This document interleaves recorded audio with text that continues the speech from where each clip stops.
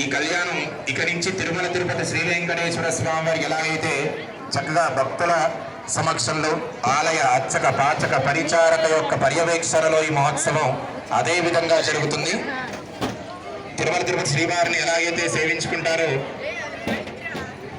ओम प्रदत् विष्णुदेव्याय भगवानपुत्रगृष्टाशुत्रमनेषु अलक्ष्मीगुण परमा तमिलगानहेतुमग्निशन्ति उभयते वेदशन्ति ओम प्रीति पदावचक्रमानिधारयन्नो नमोस्तरन्ताय सहस्रमूर्तये तदक्षभावे सहस्रनाम्ने पुरुषाय शाश्वते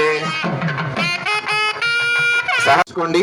అలనాడు ఆకాశ మహారాజు గారు అమ్మవారి కళ్యాణ పరిణయ మహోత్సవం ఎంత వైభవంగా చేశారంటే భూదేవి అంత పీట చేసి ఆకాశమంత పందిరి వేసి అంగరంగ వైభవంగా చేశారట ఆకాశ మహారాజు గారు.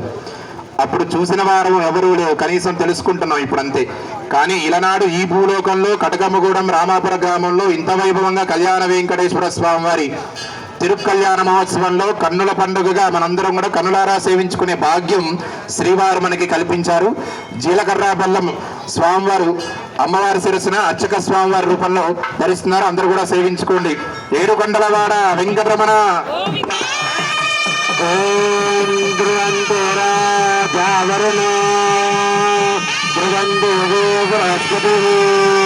ध्रुवन्त इन्द्रस्याग्निश्च राष्ट्रं दारयदां ध्रुवम् अयं ध्रुवं राजावरणो देवो वरस्पतिः ध्रुवन्त इन्द्रस्याग्निश्च राष्ट्रं दारयदां ध्रुवम् ध्रुवं ध्रुवेण विशा अयं मुहूर्तः शुभमुहूर्तो अस्तु सुप्रतिष्ठितमस्तु। ओम ध्रुवं राजावरणो ध्रुवं देवो बृहस्पतिः ध्रुवं अदिदिं दीप्तां वसुतां वसुधारिणीं नमामि कमलाकान्तां शिवां क्षीरोदसम्भवाम् अनुग्रहपदां बुद्धिम् अनगां हरिवल्लभां अशोकामृतां दीप्तां लोकशोक विनाशिनी नमामि धर्मनिलया।